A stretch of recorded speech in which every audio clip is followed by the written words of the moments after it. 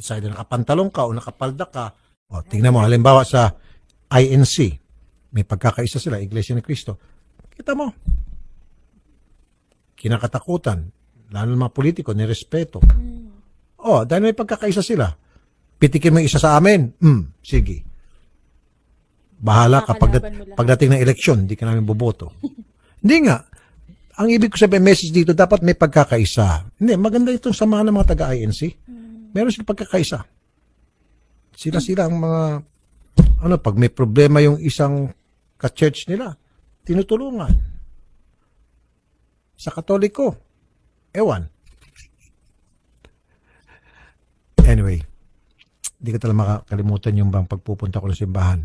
Kaya kung minsan hindi na ako pupunta sa simbahan Marami bang tukso? Oh, meron pa dyan yung, punta ko simbahan yung gano'n. Ayun.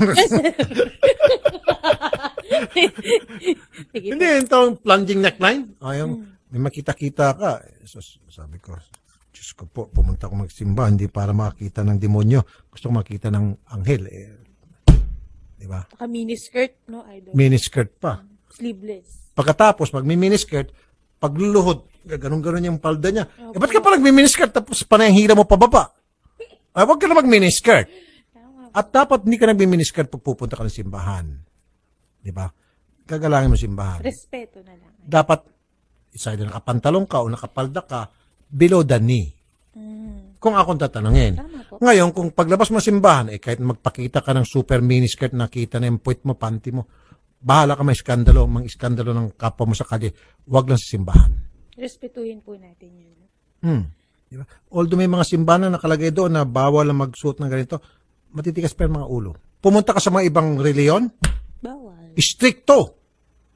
May malong pa yun, idol. Totoo naman. Balot na balot kasi po. pupunta kayo sasamba kayo sa Panginoon. Nandun dapat respect. Habang maaari nga, dapat suot niyo yung pinakamaganda niyong damit. Totoo yan. Pag pupunta kayo sa mga party, pasiklaban ng damit, pagandahan. Tapos pupunta kayo sa bahay ng Diyos para mag-celebrate sa harap ng Panginoon. Nakasuot kayo, naka-short pants. Sorry. Hindi nga. Pag sa mga party-party dyan, bibili mamahalin damit. Lahat, alahas, pabango. Pero pag punta sa simbahan, ang suot nila basura. Walang respeto sa Panginoon.